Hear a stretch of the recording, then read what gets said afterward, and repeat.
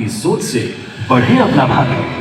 प्रधानमंत्री नरेंद्र मोदी का सपना है कि 1 लाख से अधिक ऐसे युवा जो राजनीतिक पृष्ठभूमि से न आते हों और देश के लिए कुछ कर गुजरने का जज्बा रखते हैं, विकसित भारत 2047 के निर्माण में सक्रिय भागीदार बने। देश भर में शुरू हुआ विकसित भारत यंग लीडर्स डायलॉग। आजाद भारत के इतिहास में पहली बार इतनी बड़ी संख्या में युवाओं को अपने विचार रखने का अवसर मिला। इसकी शुरुआत हुई विकसित भारत क्विज से। पिछले 1 दशक में भारत की ऐतिहासिक उपलब्धियों पर जानकारी पर आधारित इस क्विज में 30 लाख से अधिक युवाओं ने भाग लिया।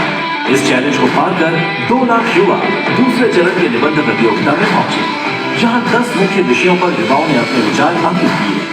इन निबंध प्रतियों की सघन जांच स्टेट इवैल्यूएशन सेंटर्स में की गई।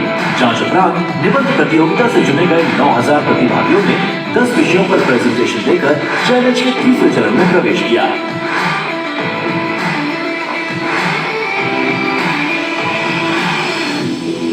राज्य में अपने बौद्धिक कौशल का लोहा मनवाने वाले 3000 युवाओं का दिल्ली के मुख्य कार्यक्रम के लिए चयन हुआ। कमरे बैठ के सोचते हो कि यार स्पोर्ट्स का कुछ ऐसे इनिशिएटिव होना चाहिए, लेकिन आप सोचो अगर आपकी वही सोच कमरे वाली प्रधानमंत्री के सामने बोलने का मौका मिला तो कितनी बड़ी बात है। राज्यों के मुख्यमंत्री और राज्यपाल ने झंडा दिखाकर इन्हें रवाना किया।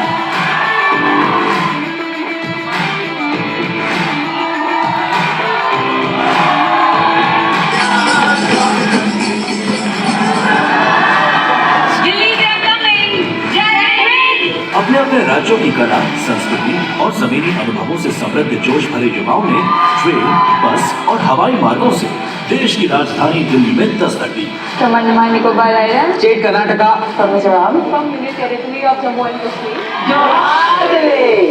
10 जनवरी को दिल्ली में शुरू हुआ विकसित Bharat young leaders dialogue.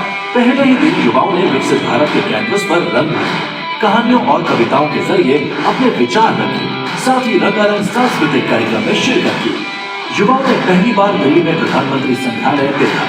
I've never experienced the kind of aura that I've experienced here. छोटे से गांव से निकलकर इतने बड़े मंच तक आना मेरे लिए बहुत ही बड़ा सौभाग्य है।